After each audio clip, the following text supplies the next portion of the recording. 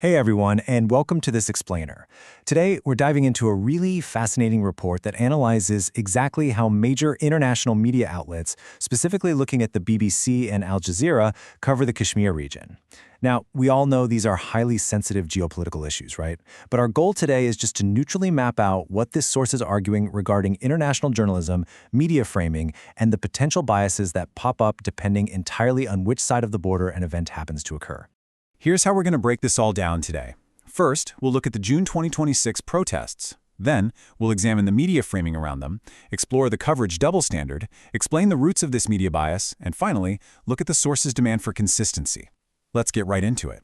All right, starting off with part 1, the June 2026 protests in Pakistan-occupied Jammu and Kashmir, or PoJK. So, the source paints a picture of a really rapid escalation here. Things kicked off in early June, with violence erupting in Muzaffarabad and Ralakot. By mid-June, this group called the Joint Awami Action Committee was leading massive strikes. And the response?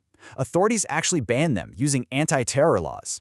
This whole thing culminated in late June, with total internet blackouts, huge troop deployments, and some pretty severe clashes. Now, you might be thinking this was just a typical protest about inflation, right? Well, according to the report, it went way deeper than just skyrocketing prices for flour and electricity. It emphasizes these really deep structural frustrations over governance failures, elite privileges, and crucially, reserved legislative seats for non-local refugees. Basically, the locals were absolutely raging against direct control from Islamabad. And here is where the numbers get really jarring. The source highlights a massive contrast in casualty reporting. The official count sat at 11 dead, which included police, but independent claims, they put the number at over 30 fatalities. The report notes chaotic scenes of security forces opening fire, mass arrest of children, and viral reports on the ground whispering of unofficial hundreds dead. Okay, moving right along to part 2, examining media framing. Let's see how the news handled this. So how did the big players like Al Jazeera and the BBC handle events of this scale? Well, the source notes their language was surprisingly measured. Phrasing like, at least 11 killed, or police crackdown on outlawed group, or demands for rights. It was a typical, almost episodic phrasing. The tone was remarkably subdued given the actual scale of the unrest we just talked about. The big takeaway the author pushes here is the complete lack of sustained outrage. The report argues that these major networks rapidly pivoted to a both sides narrative. They prominently featured government denials and heavily leaned on the economic roots of the protests. Basically, according to the author, they treated these region-wide protests and violent crackdowns like a minor administrative hiccup rather than a severe human rights crisis. Which brings us to the real meat of the report, part 3, the coverage double standard.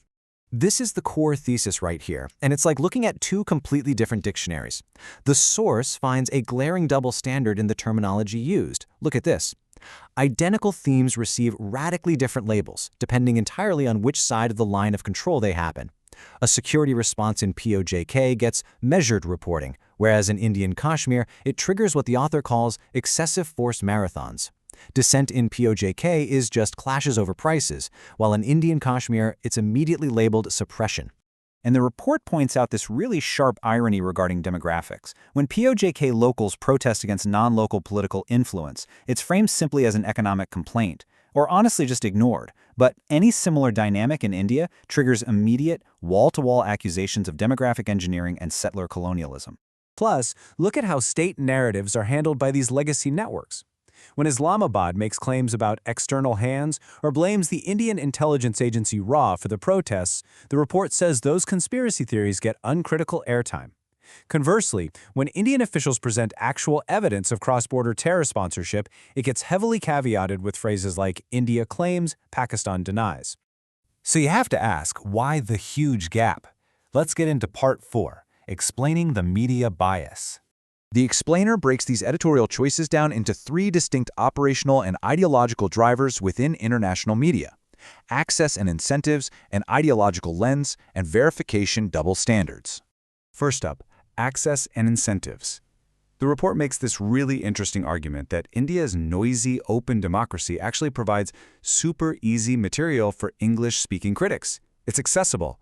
In contrast, Pakistan's tighter control over information and its narrative alignment with networks like the Qatar-funded Al Jazeera paradoxically results in much softer treatment from international reporters.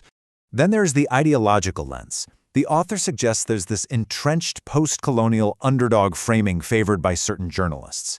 According to the report, this lens consistently predetermines the narrative before the reporting even starts.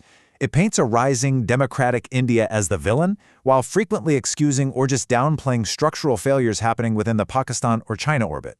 And finally, this severe verification double standard. The report asserts that catastrophic and sometimes totally dubious claims against India are rushed to print prominently, even if they end up being debunked later. But on the flip side, massive casualty reports, local ground reports, or diaspora videos coming straight out of PoJK are treated with incredibly heavy skepticism, or they are just buried entirely by editors.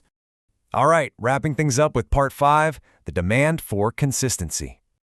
The author doesn't hold back here. Their conclusion is totally blunt. Quote, "This isn't journalism, it's narrative enforcement." They argue that selectively applying a democracy and minorities lens reveals a whole lot more about the media's own internal priors than it does about the objective reality of the conflicts. So what's the fix? The report lays out 3 core demands going forward. 1. Actually acknowledge PoKK's legitimate, long-standing grievances. 2. Apply the exact same relentless journalistic scrutiny to all sides of the line of control. And 3. Rely on diverse ground reports and raw footage over legacy media gatekeepers. All of this leaves us with a pretty massive question to ponder today.